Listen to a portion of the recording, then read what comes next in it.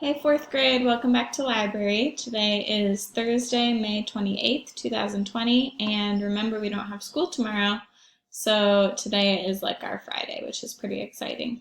I have a challenge for you today, and when I say a challenge, I mean a challenge. So hopefully you're ready, put your thinking cap on. I know you can do this, you've got this, and I'm here to help if you need it. So it is a digital breakout, which you guys are probably all familiar with by now. It's kind of like an escape room, but digital, and it's all about the Dewey Decimal System. So if you did the assignment from Tuesday, this should be fresh in your mind, and hopefully this will be a fun activity for you.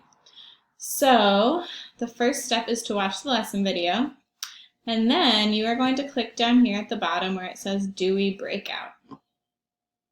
Let's read this together. Dear students, a group of silly trolls came into the library and hid all the library books. They will not tell anyone where the books are, but they did leave the location in a secret message. To read the message, you have to solve all the puzzles and figure out the locks. Once you do, you can find the books. Good luck. You have 3 locks to unlock. Once you find the codes, you will enter them onto the form.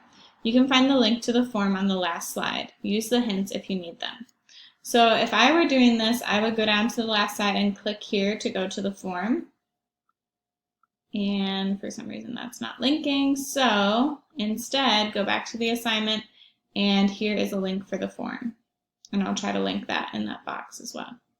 So here's the link. This is where you're going to be putting your answers. So then you go back to the breakout and you look at the first puzzle. Make sure you read carefully. This is an example for the puzzle, which is a word search. So it is a 3-digit lock that we're looking for. It says find 10 hidden words. What Dewey category would you find books on these topics? So the words will be different topics of books.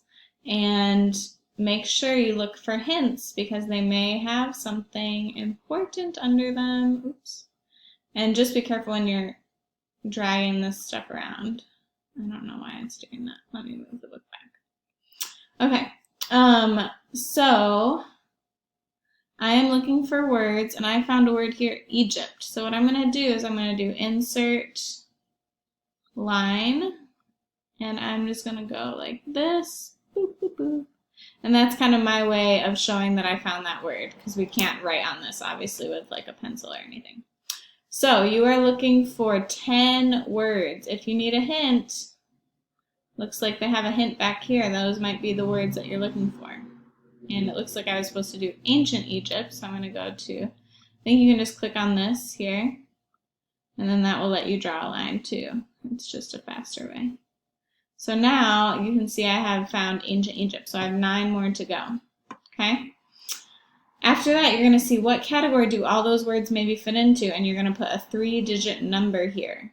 Okay, and I have given you guys a cheat sheet if you forgot. This will just tell you the categories. Okay, so you can use that to help you. Make sure you put your answer on the form too. The next one is a directional lock. So we have these letters R, L, U, D. So it says move the key from start here to end. Move the key only through the boxes with book titles that are in the same Dewey category. The moves needed to get from start to end will give you the code. So the ones that I think would be in the same category, so I'm going to say The Life of Rosa Parks. Would that be in the same category as Folktales of China? I don't think so. So maybe I need to go up. Navy SEALs in Action, that's like a job. And then does the Getty exist? No. Folktales from China? Yes, those are both in the 300s. So I know I go up and then I go right. So you can type your letters in here. You just have to double click on the boxes and then that will tell you, give you a spot to type. It says move the magnifying glass over the slide to reveal a hint. So if we're moving this around, okay, so there may be a hint somewhere that you can use to help you. And then the third one, this is your last puzzle. This one is a 10-letter word. To get the code, you have to take the quiz. So when you click on this, it'll take you to a link for a Quizlet. And you are typing answers. So this would be like in the 900s, because that's geography and history, unexplained computers. I'm going to go back to my cheat sheet. And like I said, guys, this is a challenge. This is not an easy, it'll be done in 5 minutes. So this is like where you really need to think. So don't get stressed out if it's hard, because it's supposed to be hard. So I think that would be in the 100. And so you're going to answer these questions, and then it'll check your answers.